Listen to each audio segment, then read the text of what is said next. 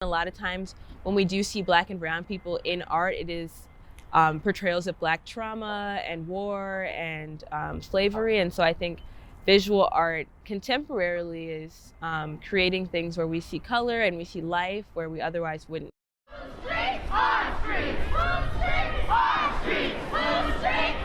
My name is Corinne, or some people call me Cori. I am 17 and from the south side of Chicago, and a visual artist and graphic designer.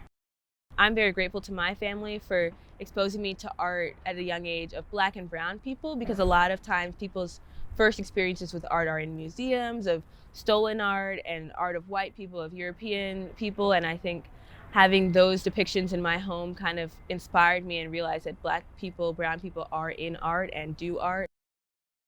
I think what I love about Chicago is that a lot of work is youth-led and pushed by youth, whether that be in the 20th century, the 21st, whether that's gender equality, race equity, class issues, climate change, any of that. I think it's very cool, personally, to see youth at the forefront of a lot of those movements. I was introduced to artivism this past summer of 2020, and realizing that I can use what I consider to be a gift to get across messages, statistics, information to people that otherwise wouldn't have access to that information.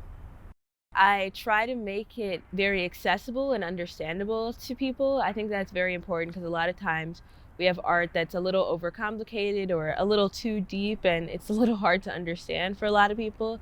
But for me, I try to make it simple but effective, making people think a step further and say, am I capitalizing to being Black? Am I knowing the difference between Black and African American? I think making people listen to those details and understand those details kind of forces them to think a little bit harder about what they're saying, and to connect back the Black and to the people, and the Black to the struggle, and the Black to the history.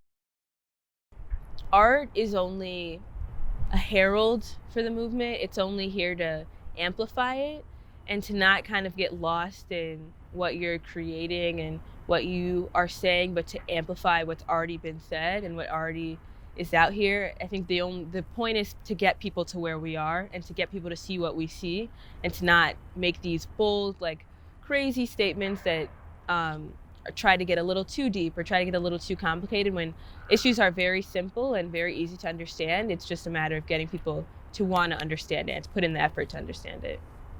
Streets are streets!